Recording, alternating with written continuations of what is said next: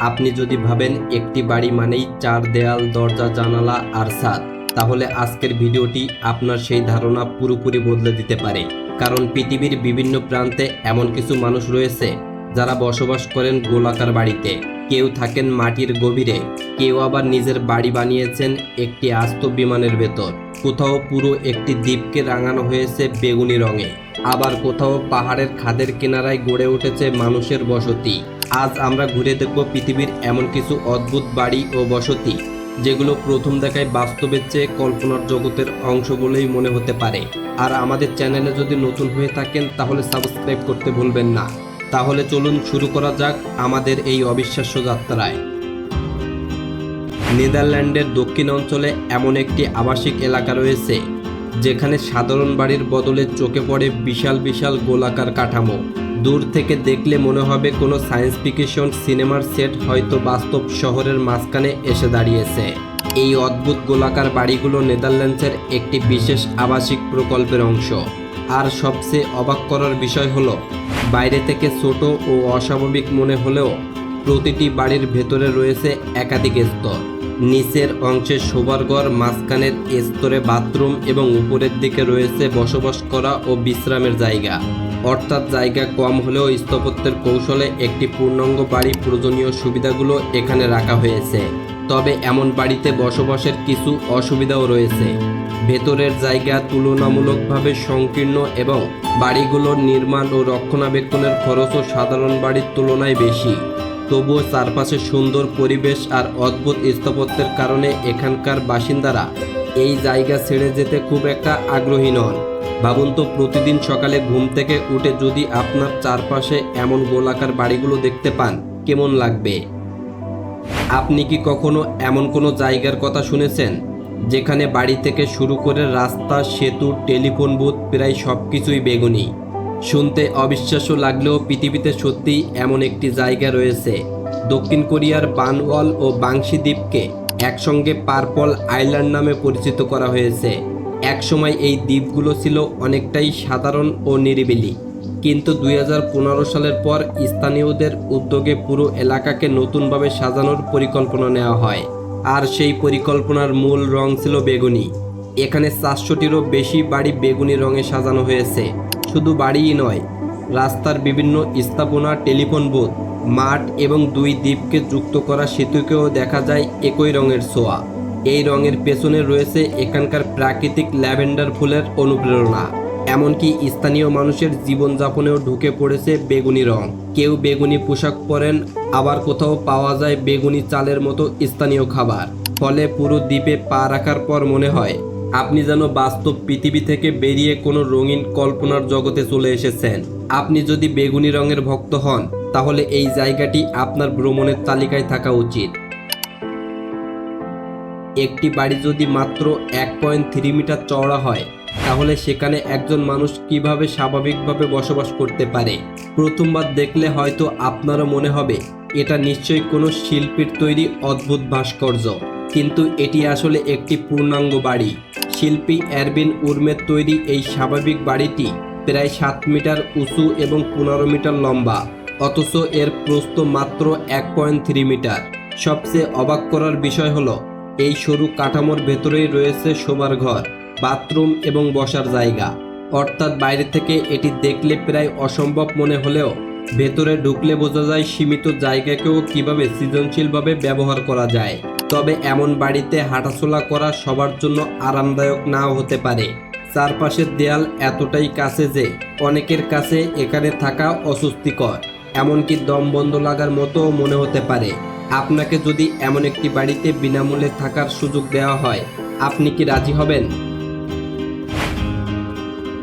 ইন্দোনেশিয়ার তোরাজা অঞ্চলে রয়েছে এমন একটি গ্রাম যেখানে প্রবেশ করলেই মনে হয় আপনি কয়েকশো বছর পেছনে ফিরে গেছেন। এই গ্রামের নাম কেটেকেসু। প্রায় 400 বছরেরও বেশি সময় ধরে টিকে থাকা এই জায়গাটি যেন একটি জীবন্ত জাদুঘর। এখানকার সবচেয়ে আকর্ষণীয় বিষয় হলো বাড়িগুলোর বিশাল ছাদ দেখতে অনেকটা নৌকার মতো বাঁকানো এবং একে অপরের দিকে মুখ করে সারিবদ্ধভাবে দাঁড়িয়ে আছে। বাড়িগুলোর ভেতরেও রয়েছে আলাদা ধরনের নকশা, জানালা খুব বেশি না থাকায় ভেতরে ঢুকলে তৈরি হয় এক রহস্যময় পরিবেশ। তবে এগুলো শুধু দেখতে সুন্দর বলেই গুরুত্বপূর্ণ নয়, স্থানীয় সংস্কৃতি অনুযায়ী এসব স্থাপনা বিভিন্ন সামাজিক অনুষ্ঠান, বিশ্রাম এবং ঐতিহ্যবাহী কার্যক্রমের সঙ্গেও জড়িত। আর এবার বাড়িগুলোর সামনে একটু ভালো করে তাকান। যে অসংখ্য মহিষের শিং দেখতে পাচ্ছেন, সেগুলো শুধু সাজসজ্জার জন্য নয়।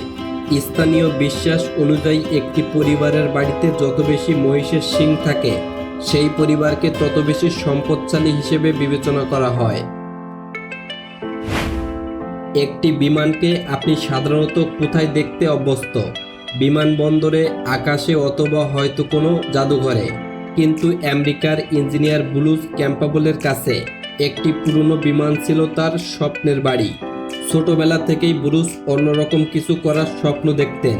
একসময় তার মাথায় আসে, পুরনো ট্রাককে যদি বাড়িতে রূপান্তর করা যায়, তাহলে পরিত্যক্ত বিমানকেও তো বাড়ি বানানো সম্ভব।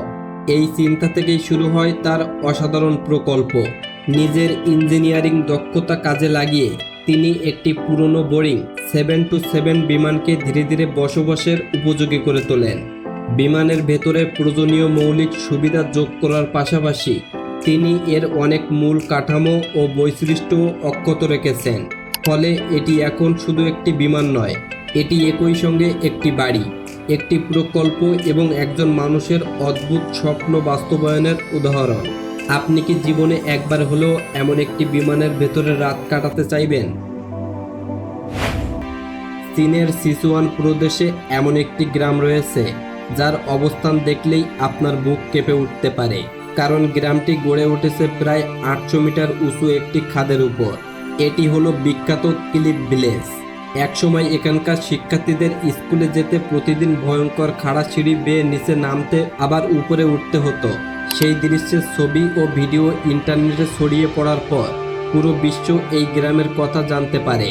পরিস্থিতি সহজ করতে সরকার প্রায় 10 লাখ ইউয়ান ব্যয়ে একটি বিশাল স্টিলের সিঁড়ি নির্মাণ করে। প্রায় 3 কিলোমিটার দীর্ঘ এই সিঁড়িতে রয়েছে 2556টি ধাপ। ভাবুন তো, প্রতিদিন স্কুলে যেতে আপনাকে যদি হাজার হাজার সিঁড়ি পার হতে হয়, আপনার কেমন লাগবে? পরবর্তীতে 2020 সালে 84টি পরিবার পাহাড়ের নিচে নির্মিত এলাকায় চলে যাওয়ার সিদ্ধান্ত নেয়। তবে প্রায় 30টি পরিবার তাদের পুরনো বাড়িতেই থেকে যায়। আজ এই জায়গা শুধু মানুষের বসতির জন্য নয়, পর্যটকদের কাছেও একটি আকর্ষণীয় গন্তব্যে পরিণত হয়েছে। এমন একটি সেতুর কথা কল্পনা করুন, যার ওপর দিয়ে গাড়ি ছুটে চলে না, বরং মানুষ হাঁটে, কেনাকাটা করে এবং সেতুর উপর দাঁড়িয়ে চারপাশের দৃশ্য উপভোগ করে। ইটালির ফ্লোরেন্স শহরের বিখ্যাত পন্তে ভেকিও ঠিক এমনই একটি ঐতিহাসিক সেতু। মধ্যযুগে নির্মিত এই সেতুর সবচেয়ে বিস্ময়কর বৈশিষ্ট্য হলো এর দুই পাশে রয়েছে সারি সারি দোকান ও স্থাপনা। অর্থাৎ সেতুটি শুধু নদী পার হওয়ার পথ নয়, এর উপরই যেন তৈরি হয়েছে একটি ছোট্ট শহর। ইতিহাসের এক পর্যায়ে এখানে মাংসের দোকান ছিল, পরে সেসব দোকানের জায়গা দখল করে নেয় বিভিন্ন গয়নার দোকান। আজ পন্তে ভেকিও ফ্লোরেন্স অন্যতম বিখ্যাত পর্যটন আকর্ষণ। প্রতিদিন হাজার হাজার মানুষ এই সেতু দিয়ে হেঁটে যায়, দোকান ঘুরে দেখে এবং নদীর সৌন্দর্য উপভোগ করে। আর সেতুটির সঙ্গে জড়িয়ে আছে ভালোবাসার একটি জনপ্রিয় প্রতীক, লাভ লক। অনেক প্রেমিক প্রেমিকা এখানে তালা লাগিয়ে সেটিকে চিরস্থায়ী ভালোবাসার প্রতীক হিসেবে রেখে যান। পৃথিবীর কোথাও বাড়ি গোলাকার, কোথাও বাড়ি মাটির নিচে, কোথাও আবার আস্ত একটি বিমানী মানুষের ঘর। এসব অদ্ভুত স্থাপনা আমাদের একটি বিষয় মনে করিয়ে দেয়, মানুষের কল্পনা আর প্রয়োজন যখন একসঙ্গে কাজ করে, তখন একটি বাড়ি শুধু থাকার জায়গা থাকে না, সেটি হয়ে উঠতে পারে ইতিহাস, সংস্কৃতি কিংবা সৃজনশীলতার এক অসাধারণ উদাহরণ। আপনার কাছে আজকের কোন বাড়ি বা কোন জায়গাটি সবচেয়ে অবাক করার মতো লেগেছে? কমেন্টে জানাতে ভুলবেন না।